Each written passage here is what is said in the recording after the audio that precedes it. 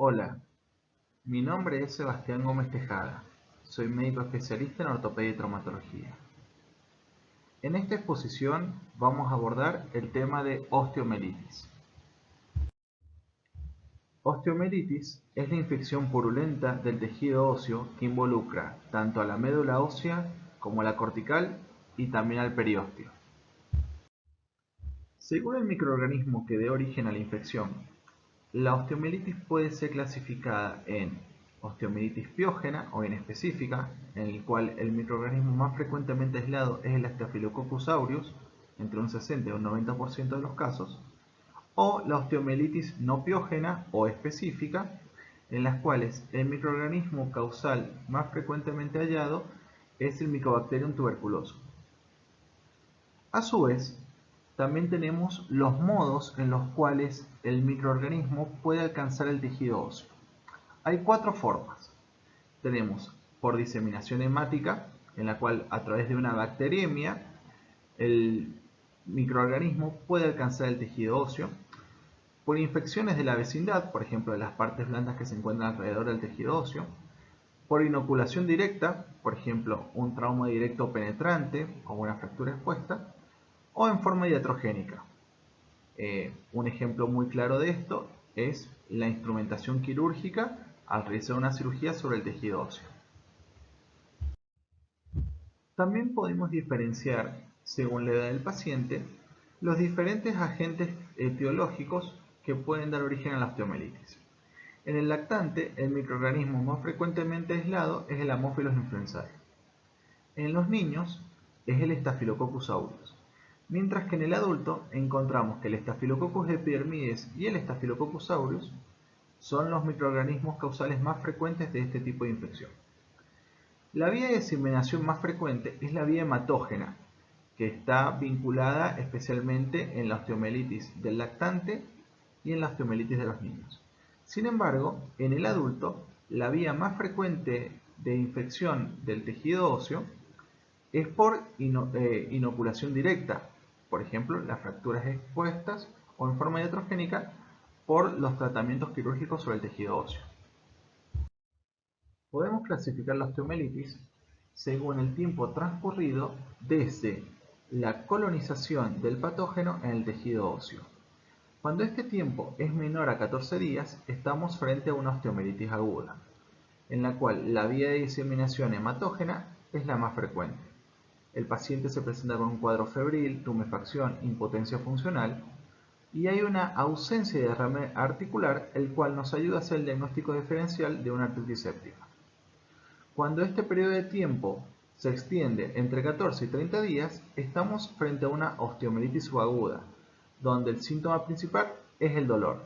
Sin embargo, los hemocultivos y la analítica pueden estar dentro de los límites normales.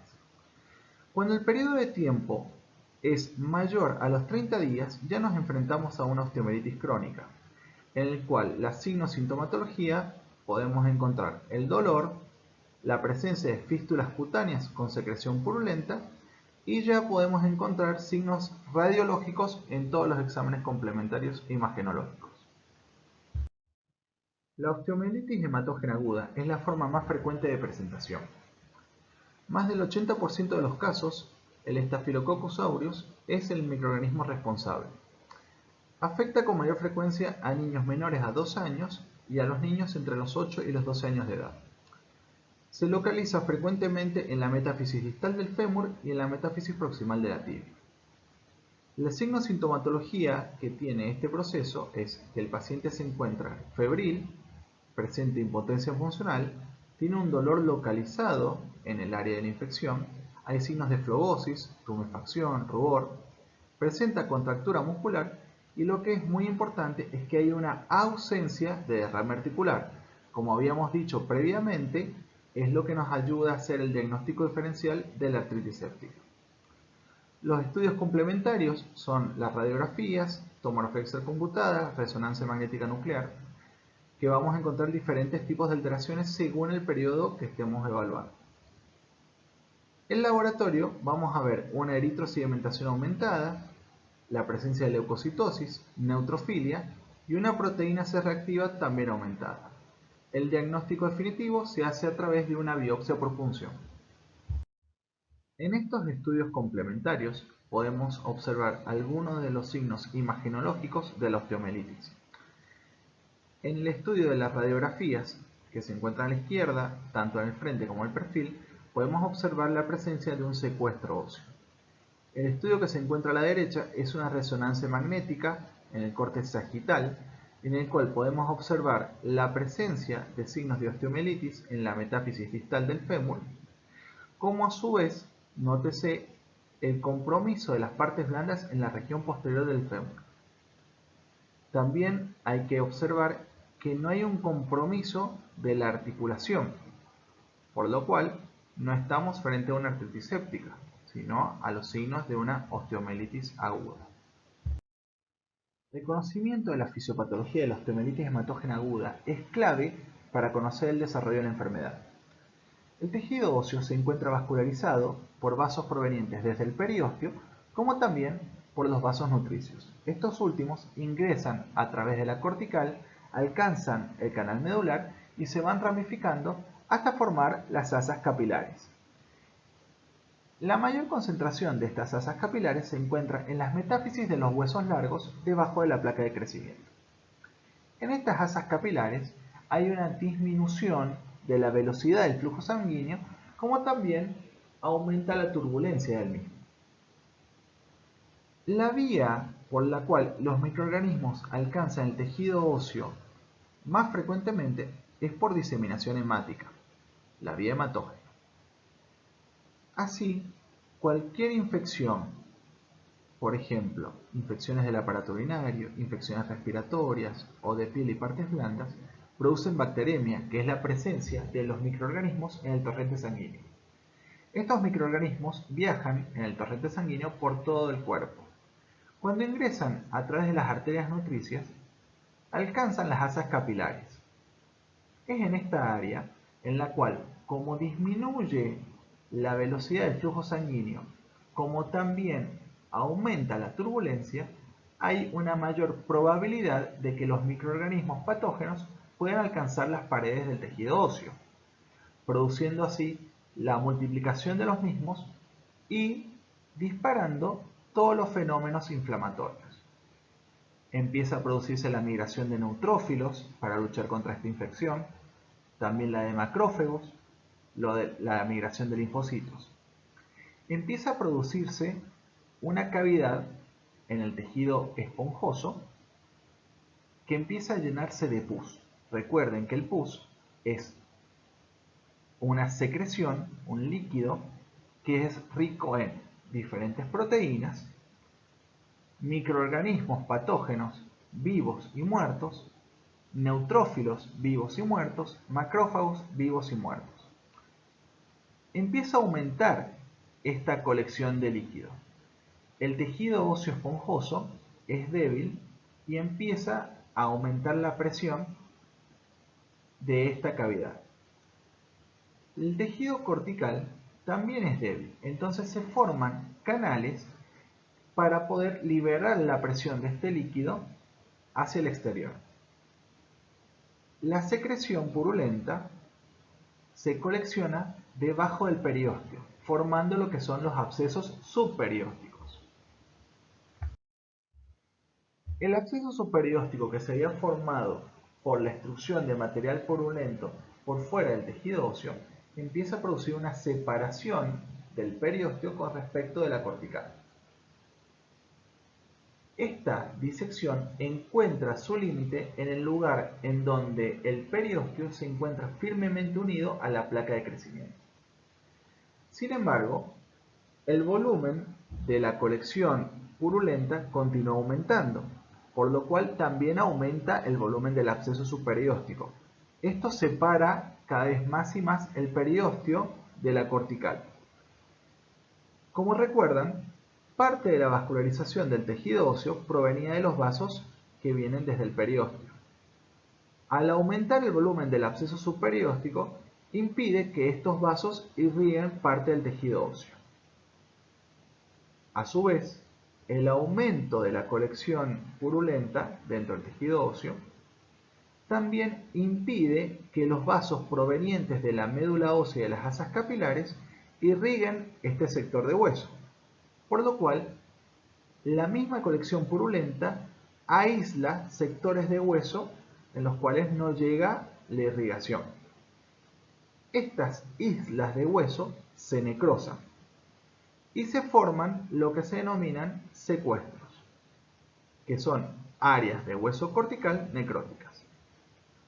Para dar respuesta a esto, para bloquear la extrusión de material purulento, el periósteo empieza a realizar lo que se denomina formación ósea reactiva, que es la posición de tejido óseo por capas. Esto se denomina el involucro.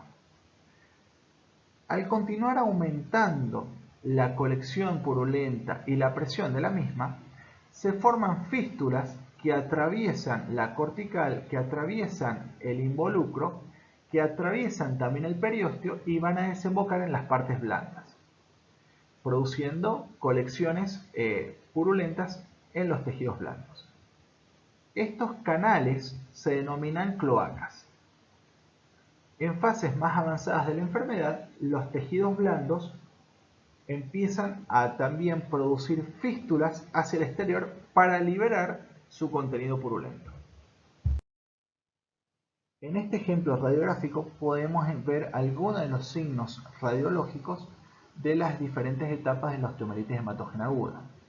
En esta osteomelitis de húmero podemos observar desde las primeras imágenes cómo el periósteo se ha ido separando del tejido óseo, la lesión de la cortical, la formación del secuestro, la formación reactiva de hueso, que es el involucro, y la formación de las fístulas o cloacas al final del proceso. También podemos encontrar diferentes formas de evolución de la osteomelitis según la edad del paciente que se encuentra afectado. En pacientes menores de 2 años, las asas capilares metafisiarias y epifisiarias se encuentran íntimamente relacionadas, se encuentran unidas, por lo cual el cartílago de crecimiento o la placa de crecimiento no actúa como barrera. Estos pacientes tienen una cortical delgada, por lo cual se forman abscesos subperiósticos.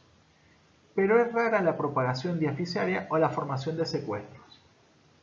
Normalmente, este tipo de osteomelitis en pacientes menores de 2 años, por la afectación del cartílago de crecimiento, produce deformidades angulares y acortamiento. Es muy rara la cronificación de este proceso.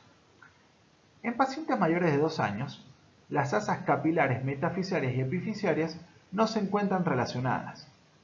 La placa de crecimiento sí actúa como una barrera. El tejido óseo cortical es más grueso, por lo cual hay formación de secuestros, hay propagación diafisiaria y esta forma de osteomelitis en pacientes mayores de 2 años sí tiende a cronificarse. En pacientes mayores en los cuales ya se produjo el cierre epifisiario, los focos osteomelíticos pueden tener cualquier localización y presentan diseminación lenta. Según la forma clínica, podemos clasificar la osteomelitis en aguda, en la cual podemos evolucionar con una curación con restitución ad integrum, o que pase a una fase subaguda. La fase subaguda podemos tener también la curación con lesiones mínimas o la evolución a la cronicidad. Esta evolución puede ser clínica o subclínica. Clínica es cuando el paciente presente signo-sintomatología y subclínica es cuando el paciente presenta signo-sintomatología con el pasar del tiempo. Por ejemplo, hay pacientes que se encuentran completamente normales realizando sus actividades y de repente se les presentan unas fístulas purulentas, fístulas cutáneas, con secreción purulenta. Esto tiene que ver con la reactivación del foco osteomelítico que ya tenían desde un tiempo previo. El tratamiento de la osteomelitis hematógena aguda se basa en 3 pilares: la antibioticoterapia, la inmovilización y el tratamiento quirúrgico. La antibioticoterapia debe iniciarse en forma empírica y de amplio espectro. Luego, una vez aislado el microorganismo causal, se realiza una antibioticoterapia selectiva. La duración del tratamiento es de 4 a 6 semanas en los casos agudos y de 3 a 6 meses en los casos crónicos. La inmovilización está dirigida a disminuir el dolor del paciente, la inflamación, el edema, y se utilizan ortesis y yesos. El tratamiento quirúrgico está dirigido en evacuar todas las colecciones purulentas, hacer avenamientos amplios, debridamientos y una buena irrigación. La osteomielitis hematógena aguda también tiene complicaciones. Una de ellas, en los pacientes que se encuentran inmunodeprimidos o que tienen factores de riesgo, se puede producir septicemia y la muerte. En pacientes menores a 2 años en los cuales el cartílago de crecimiento no ofrece una barrera, se puede producir la infección de la epífisis, la colonización por la osteomielitis y la destrucción del cartílago articular. También tenemos el compromiso de metáfisis, la presencia de fracturas patológicas y la malignización de los trayectos fistulosos, que pueden ser por carcinomas. La osteomielitis crónica encuentra su origen en dos formas diferentes. La primera, en los pacientes pediátricos, siendo la continuación del cuadro inicial de osteomielitis hematógena aguda. Y la segunda, en los pacientes adultos, es con mayor frecuencia por la inoculación directa de los microorganismos al tejido óseo, ya sea por traumas penetrantes o en forma iatrogénica luego de un procedimiento quirúrgico. La signosintomatología es el dolor localizado durante los periodos de reactivación del cuadro, la presencia de fístulas cutáneas, las cuales tienen secreción purulenta, hay impotencia funcional y también hay una ausencia de derrame articular. Esto es muy importante recordar porque es lo que nos hace el diagnóstico diferencial con la artritis séptica. En las imágenes podemos ver los signos radiográficos típicos de la osteomielitis, tanto en las radiografías, en la tomografía, en la resonancia magnética podemos encontrar la afectación de los tejidos blandos. Los exámenes de laboratorio pueden arrojar como resultados una eritrosedimentación aumentada y una proteína C reactiva también aumentada. El diagnóstico, el gol estándar, es la biopsia por punción y el cultivo de MIG. El tratamiento tiene dos pilares, el tratamiento quirúrgico y la antibiótico-terapia prolongada. Dentro del tratamiento quirúrgico tenemos que prestar atención a la resección de los trayectos fistulosos, realizar un debridamiento amplio, una irrigación o lavado copioso, también resecciones óseas masivas y una provisión temprana de la cobertura de partes blandas.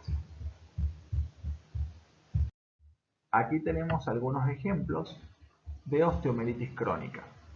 Las lesiones cutáneas con las fístulas con secreción purulenta. En las radiografías podemos apreciar la presencia de secuestros, de involucro de los trayectos fistulosos, como también se pueden observar en la tomografía.